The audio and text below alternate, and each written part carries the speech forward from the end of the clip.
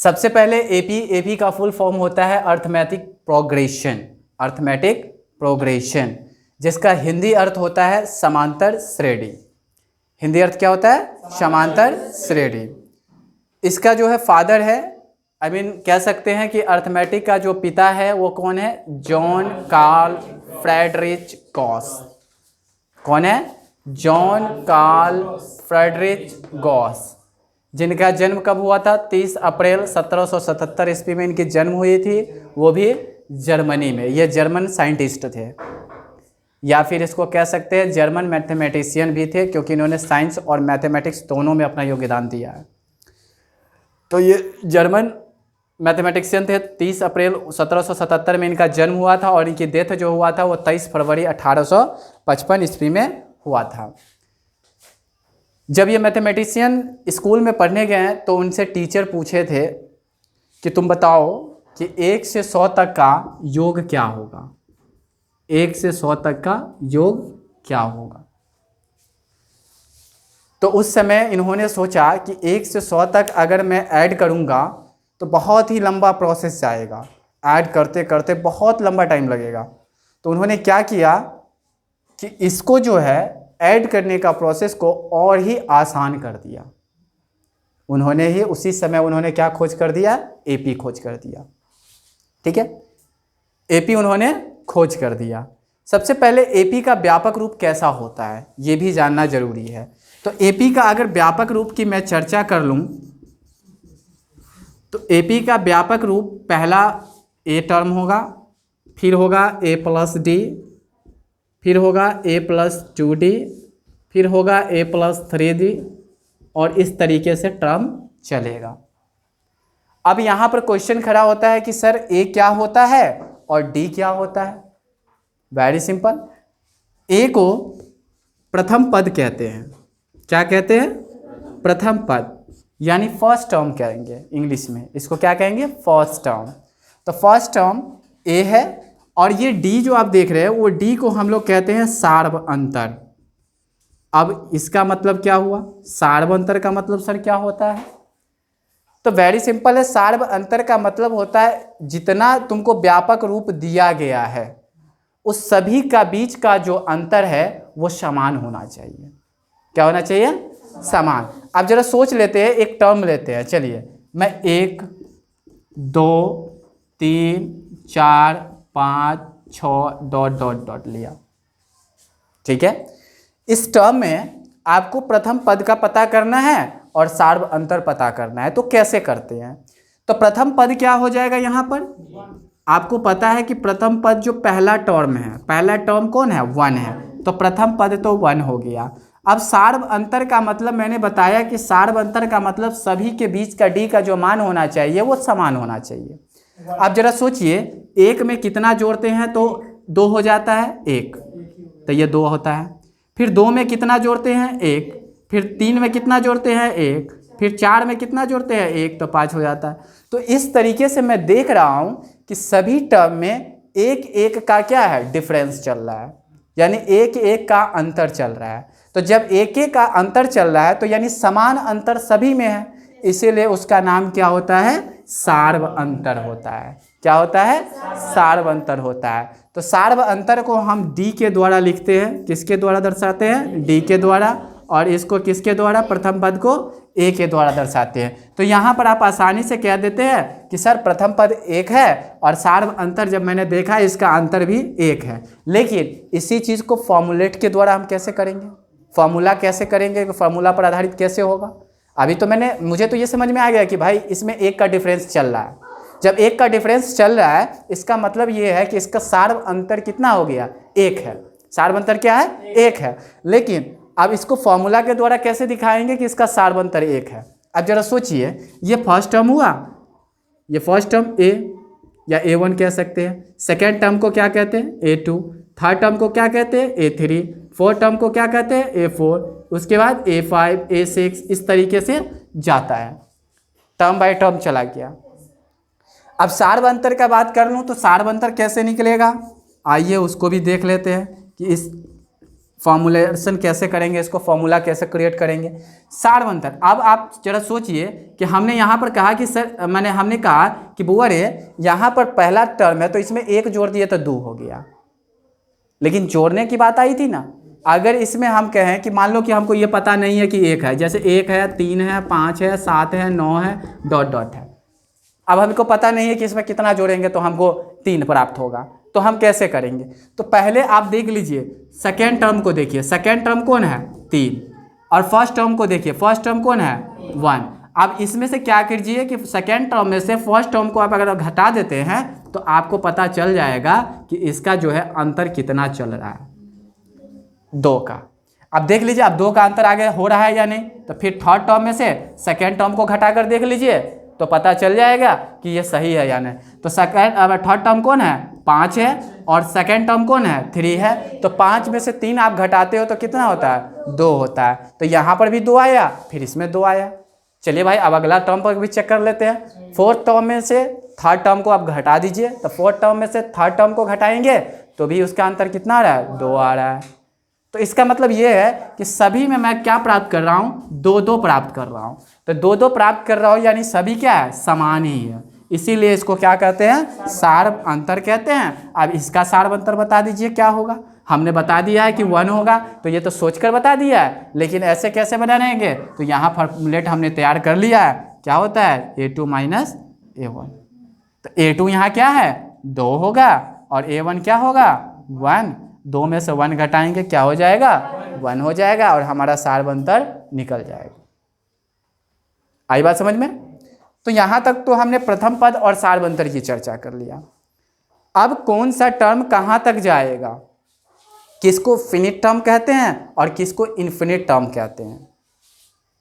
Finite का मतलब क्या होता है समाप्त हो जाना, इन्फिनिट का मतलब क्या हो जाता है कभी समाप्त नहीं होना, वो चलता ही रहेगा लगातार। तो फिनिट टर्म कौन होगा इन्फिनिट टर्म कौन होगा, आइए इसकी चर्चा कर लेते हैं। अभी तो मैंने ये जान लिया कि भाई एपी का व्यापक रूप ये है, तो इसमें आप क्या देख रहे हैं डॉट डॉट लगते जा रहा है। तो डॉट डॉट लगते जा रहा है, इसका मतलब ये हुआ कि ये समाप्त नहीं हो रहा है, तो इसका मतलब ये कौन सा टर्म है इन्फिनिट है। कौन है इन्फिनिट है। कौन सा टर्म है इन्फिनिट है, इन्फिनिट रूप है ये इन्फिनिट में हमेशा आगे बढ़ता चला जाएगा। अब आती है फिनिट की चर्चा। फिनिट में क्या होगी, तो आप जरा सोचिए, अभी तो मैंने ये बता दिया आपको, ठीक है। आप जरा सोचिए कि इसका व्यापक रूप इस तरीके से दे दिया जाए।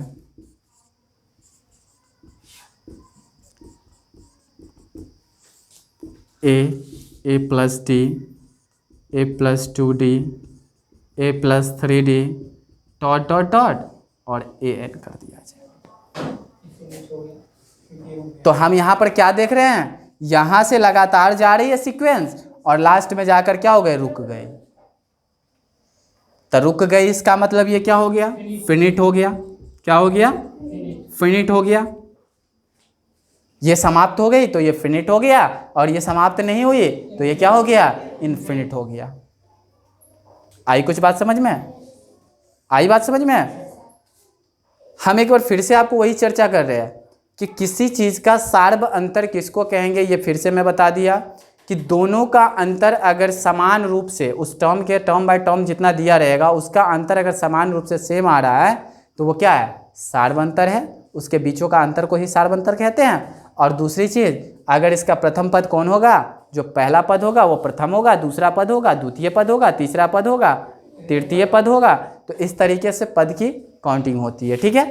तो हमने अभी तक जो पढ़ाया कि आपको सार्व अंतर का फॉर्मूला हमने दे दिया।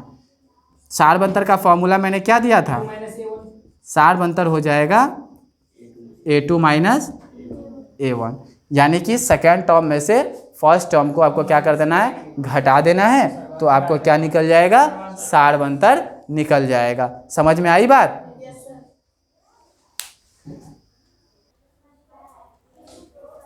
यहां पर 2 क्वेश्चन है मेरे पास, और इसमें से ये चेक करना है कि ये एपी में है या नहीं। तो एपी में चेक करने के लिए हमें क्या करना है, हमने पहले बताया कि जब एपी की चर्चा आएगी तो एपी में चेक करना होगा, तो हम एपी में कैसे चेक करते हैं। तो एपी में चेक करने के लिए हमें क्या करना है कि इस दोनों के बीच का जो है अंतर को जानेंगे, ठीक है। अगर इसका दोनों का अंतर, ये सभी का एक दूसरे से अंतर अगर समान आता है तो ये एपी में होगा, अन्यथा नहीं होगा। आइए चेक कर लेते हैं ये कैसे एपी में है। चलिए पहला A1 क्या है, A1 कितना दिया हुआ है -7 है, A2 फिर दिया हुआ है, A3 दिया हुआ है और A4 दिया हुआ है। चलिए तो पहला के लिए चेक करते हैं, प्रथम वाले के लिए चेक करते हैं। तो पहले क्या लिखेंगे D1, क्या लिखेंगे D1। तो D1 क्या हो जाएगा A2 माइनस A1। तो A2 कितना है -9 माइनस A1 का वैल्यू कितना है -7। तो -9 माइनस माइनस क्या होता है +7, 9 कर्जा है, 7 पास में, आपको क्या करना है 7 को सधा देना है। तो कितना कर्जा रह जाएगा -2 आ गया, D1 तो -2 आया। चलिए अब D2 चेक कर लेते हैं। तो D2 के लिए क्या होगा A3 माइनस A2, क्या हो जाएगा A3 माइनस A2। तो A3 यहाँ पर क्या है -11, A2 कितना है -9, तो माइनस माइनस क्या हो जाएगा +9। तो 11 कर्जा, 9 पास में, 9 सधा दो, कितना आ जाएगा -2। चलिए D2 भी हमने देख लिया कि D1 और D2 दोनों क्या रहा है समान आ रहा है। अब D3 की चर्चा कर लेते हैं। तो D3 बराबर क्या होता है A4 माइनस A3। तो A4 कितना है -13 माइनस A3 कितना है -11।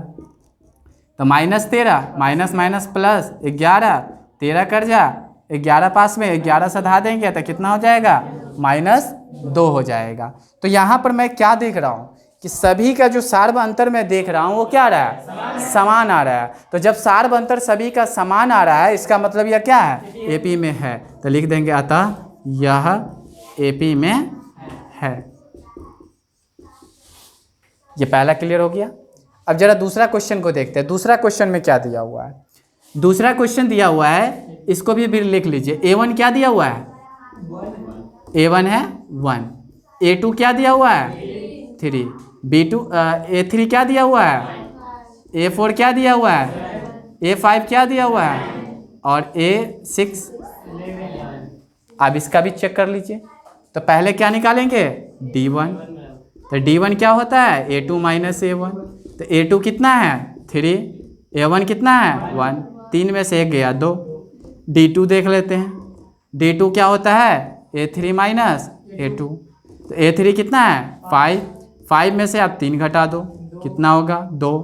D3 में चेक कर लूँ, D3 कितना, तो क्या लिखेंगे A4 माइनस A3, यानी 7 में से 5 गया तो मतलब हम अक्सर अगर मैं इसमें देखूं तो वही चीज़ मुझे दर्शा रहा है, दोहरा रहा है कि 2 2 2 2 आ ही रहा है उसका सारबंतर।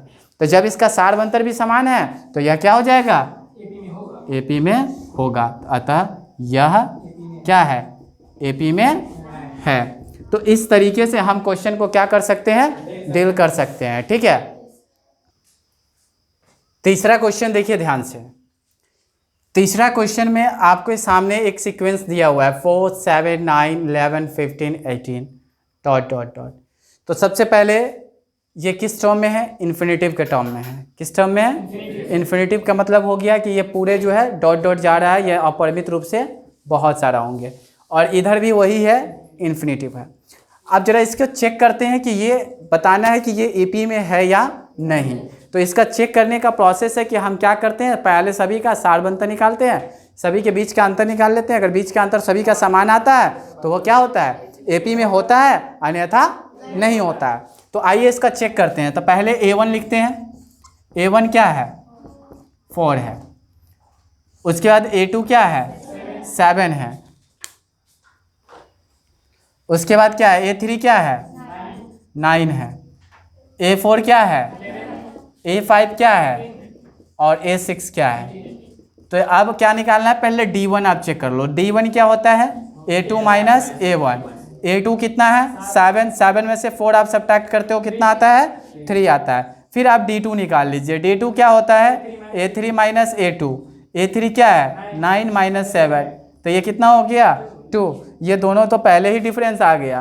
पहले तो था कि हम कह बोले थे कि D1 जो है अगर सभी का समान आता है, सभी टर्म में समान आएगा तो इसका मतलब ये AP में होगा, अन्यथा नहीं होगा। लेकिन हम यहाँ पर देख रहे हैं कि दोनों के पहले ही अलग हो गया, तो पहले अलग हो गया तो आगे चेक करना है तो कर लेंगे, नहीं करना है तो आप लिख देंगे अतः यह AP में नहीं है।